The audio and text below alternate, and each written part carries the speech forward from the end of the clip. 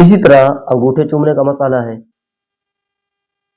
اب اس پر بھی اکابرین جو علماء ہیں ان کا اتفاق ہے، اکابرین علماء کا اتفاق ہے، انگوٹھے چومنے چاہیے، کوئی بدعت نہیں ہے، کوئی گناہ نہیں ہے، کوئی شرک و کفر نہیں ہے. علماء بریلوی سنی بھی لکھتے آئے ہیں، علماء دیوبندی سنی بھی لکھتے آئے ہیں. کس نے کہا ہے جی وہ دیوبندی نہیں لکھتے؟ وہ لکھتے ہیں، انہوں نے بھی لکھا ہے، ان کی کتابیں پڑھیں. مطالعہ خود نہیں کرتے، الزام دوسروں پر. خود یار مولانا اشرف علی تھانوی صاحبہ البوادر النوادر آخری کتاب ہے جی آپ کی، آخری کتابوں میں سے کتاب ہے آپ کی، پڑھیں آپ اسے. اس کے اندر وہ خود لکھتے ہیں، فرماتے ہیں کہ یار یہ دوائی کی خاطر، یعنی کہ کسی کی اگر آنکھیں خراب ہو جاتی ہیں تو اسے دوا بنا کر انگوٹھے چومنے کو آپ یہ کر سکتے ہیں. اس طرح کا عمل انگوٹھے چوم سکتے ہیں آپ دوائی کے طور پر، اگرچہ وہ تھوڑا اس مسئلے سے وہ اختلاف کرتے ہیں، مطلب ثواب سمجھنا، اس طرح کا عمل کرنا، جی اس سے انہیں اختلاف ہے. ٹھیک ہے، وہ اختلاف کرتے ہیں، اپنی ان کی تعویل ہے، وہ کریں اختلاف، عالم ہے، حق بجانب ہے، وہ کر سکتے ہیں اختلاف، ان پر بھی فتویٰ نہیں لگانا چاہیے، ایک عالم تھے وہ. لیکن وہ مطلقاً اسے حرام نہیں کہتے، ناجائز بالکل نہیں کہتے، منع بالکل نہیں کرتے. وہ کہتے چوم سکتے ہو یار آپ، جی اگر آنکھیں آپ کی خراب ہیں تو آپ آقا صلی اللہ علیہ وسلم کا نام چوم سکتے ہیں شفا کی خاطر. تو یار کم از کم آپ شفا کی خاطر ہی چوم لو، نہ چومو ثواب سمجھ کر. لیکن یہ بھی خدا کی قسم آپ بالکل نہیں کریں گے. میں جانتا ہوں اتنی دشمنی آپ کی ہو چکی ہے ایک دوسرے کے ساتھ. جس طرح یہ مسئلہ کے بریلیت والے کرتے ہیں، اگر انہوں نے مثال کے طور پر کلخانی کی، اپنے کسی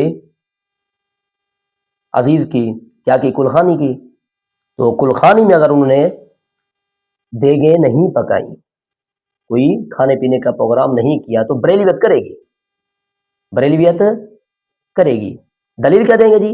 یہ کام چونکہ انہوں نے نہیں کیا لہذا ہم پر کرنا لازم ہے، لہذا ہم پر کرنا لازم ہے. مطلب جو یہ کام کریں گے ہم وہ نہیں کریں گے اگرچہ حدیث کے مطابق ہی کیوں نہ ہو، اور جو کام یہ نہیں کریں گے ہم وہ کریں گے اگرچہ حدیث کے مخالف ہی کیوں نہ ہو. میں جانتا ہوں اتنی مخالفت ہو چکی ہے آپ کے درمیان، آپ بالکل نہیں کریں گے. لیکن لکھا ہے حضرت حکیم الامت نے، مولانا اشرف علی تھانوی نے لکھا ہے، پڑھے آپ بوادر النوادر. اس طریقے سے حاشیہ نور محمد کس کا ہے؟ جلالین پر، بتائیں ذرا. وہ حضرت بھی حوالہ دیتے ہیں، جس طرح کے حوالہ جات مولانا احمد رضا خان صاحب نے دیا نا جی، بالکل اس طرح کے حوالے وہ بھی دیتے ہیں. جی کہ آقا صلی اللہ علیہ وسلم کا جو اسم مبارک ہے وہ چومنا چاہیے، اور کس کس کتاب میں لکھا ہے انہیں حوالے دیے بالکل. تو بھائی اس طرح کے اور بھی کافی سارے حوالہ جات ملتے ہیں. یار ایسے مسائل کو آپ لڑائی کا معاملہ مت بناؤ، جی لڑائی کا سبب مت بناؤ. سب نے لکھا ہے، اگرچہ تھوڑا فرق ہے، اس کے اندر کوئی ثواب سمجھ کر لکھتا ہے، کوئی شفا کے لیے لکھتا ہے، لکھتے تو ہے نا بھائی، اتفاق تو ہے نا ایک مسئلے کے اندر.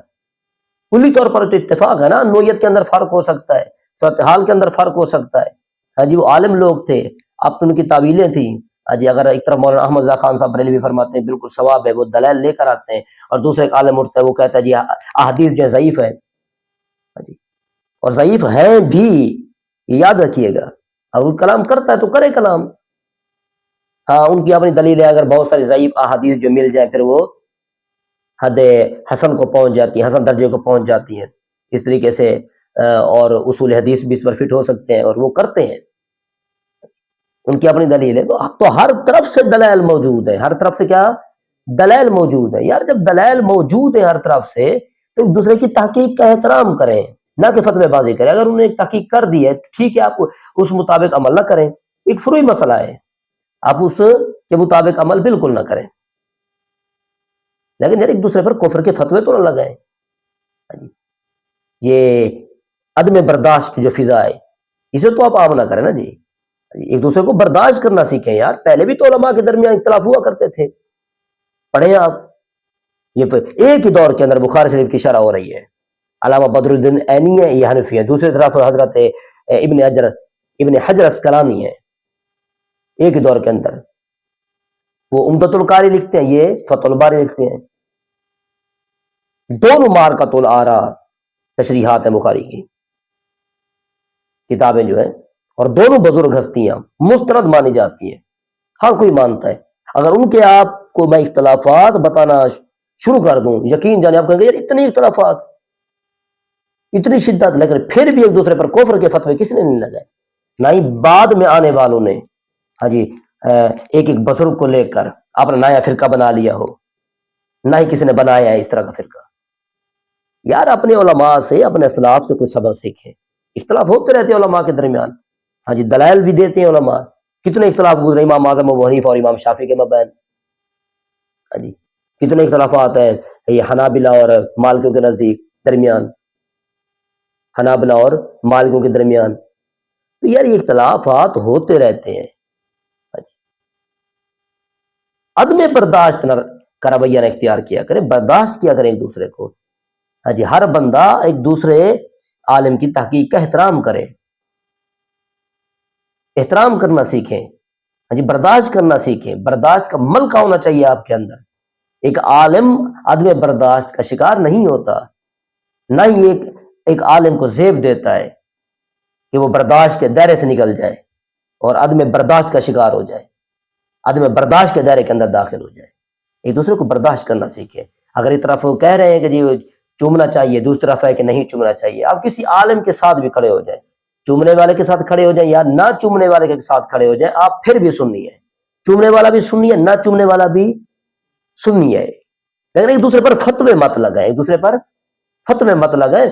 ہر ایک عالم اور ہر ایک عالم کا ماننے والا دوسرے عالم اور دوسرے عالم کے ماننے والے کی کیا کرے؟ عزت کرے، توقیر کرے، ان کی تحقیقات کا احترام کرے۔ یہ ہے ہمارے بزرگان دین کی تعلیم، ہمارے اسلاف کی تعلیم۔